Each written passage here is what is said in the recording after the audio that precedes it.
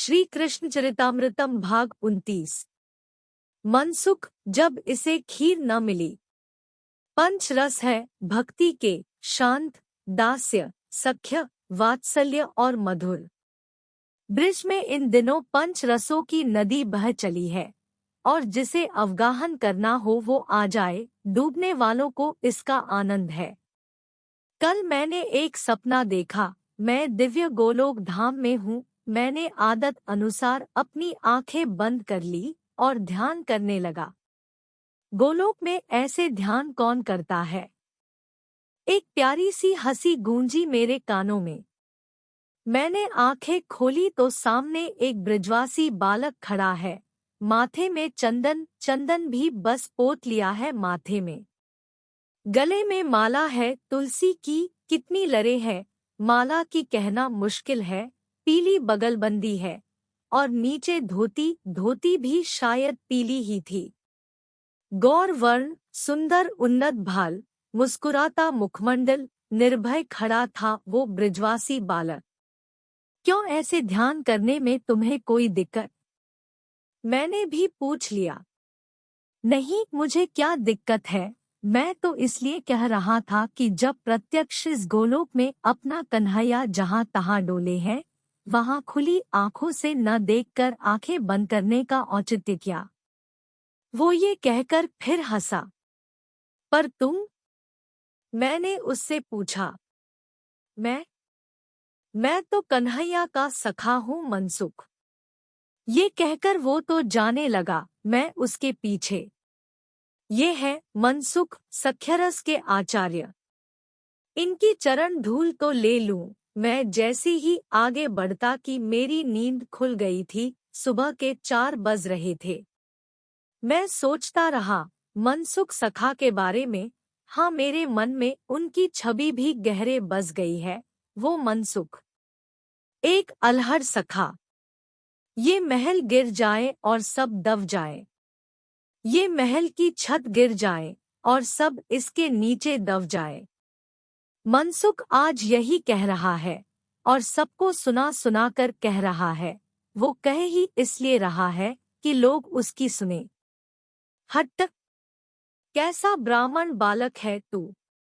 ऐसे कोई बोलता है क्या? ब्रिजरानी ने डांटा मनसुख को। मैं ऐसा ब्राह्मण हूँ, चोटी दिखाई मनसुख ने। बेटा, ऐसे अमंगल शब्दों का उच्चारण नहीं करते। अन्नप्राशन संस्कार हुआ है ना तेरे सखा का। फिर तू तो हमारा पूज्य भी है, ब्राह्मण है तू, इसलिए मनसुख लाला ऐसे नहीं बोलते। मनसुख को समझाया यशोदा जी ने। फिर पूछा, पूरी लेगा? कचौड़ी लेगा? बोल। मनसुख को नमकीन वस्तु से प्रेम नहीं है, मीठे का ये प्रेमी है। पर आज चलो, अब ब्राह्मण भोज होगा। पहले ब्राह्मण देवता भोजन करेंगे, सब व्यवस्था करो। तुरंत सब ग्वालों ने आसन बिछाए। महर्षि शांडिल्य विराजे हैं। अन्य ब्राह्मण सब पंक्तिबद्ध होकर बैठ गए हैं। मनसुख, तू क्या कर रहा है? चल आ, भूख लग रही होगी तुझे भी। आ बेटा, भोजन कर ले। मनसुख को यशोदा जी ने बुलाया।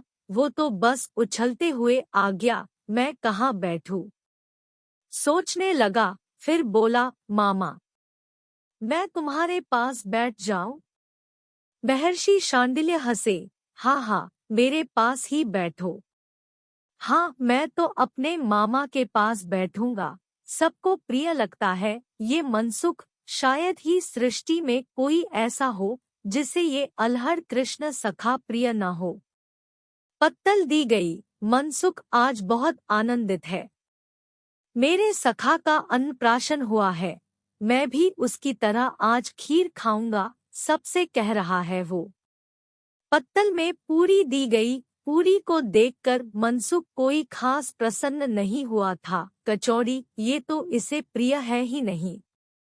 सब्जी दी गई, पर ये कोई खास वस्तु थी नहीं। पूरी के साथ खाना है इसे। बेसन के लड्डू दिए। हाँ, ये प्रिय तो है, पर आज बेसन के लड्डू नहीं। मंत्र शुरू किया ब्राह्मणों ने, तो मनसुख बोला, बड़ी जल्दी है तुम लोगों को। अरे रुको, अभी खीर आएगी, फिर मंत्र पढ़ना। पर सब हंसते रहे ब्राह्मण और मंत्र पढ़ते रहे। खीर नहीं आई। उधर ग्वाले हाथ में लेकर खीर खा रहे हैं।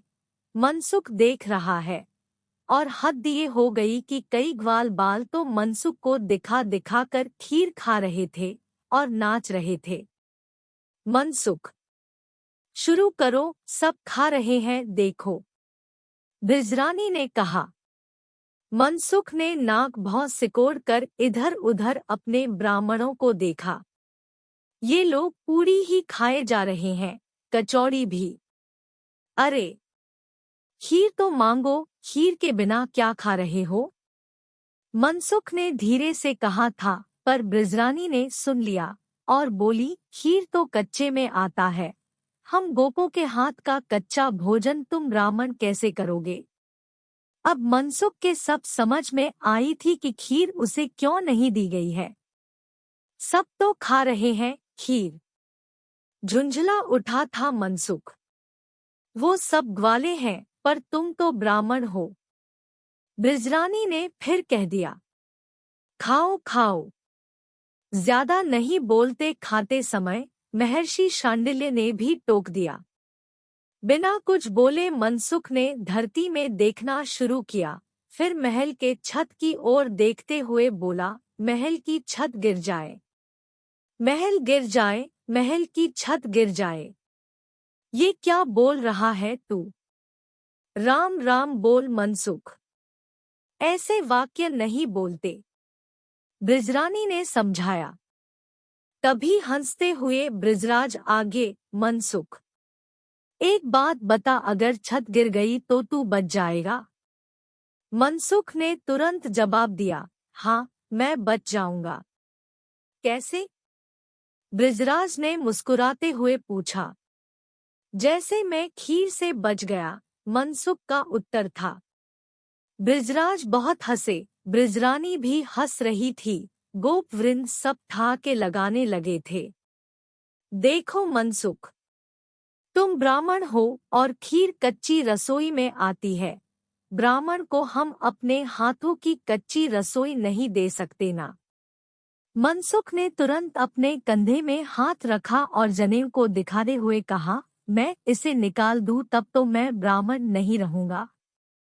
महर्षि हंसते हुए बोले, नहीं नहीं मनसुख, जनेऊ मत निकालो, तुमको खीर दे देंगे। हे बृजराज, ये वर्ण व्यवस्था से ऊंचा योग सिद्ध महापुरुष है, इसे खीर क्या ये तुम्हारे लाला का झूठा भी मांगे तो दे देना। ये अनादिकाल से ही तुम्हारे लाला का सखा है, गोलोक से आया है, इसलिए कहते हैं। मनसुख को खीर बृजरानी ने स्वयं अपने हाथों से दी। मनसुख आनंदित होते हुए खीर खाता रहा और लाला की जयकारा मनाता रहा। बाबा, अब तेरो महल नाए गिरेगो, ये कहते हुए मनसुख खूब हंस रहा था।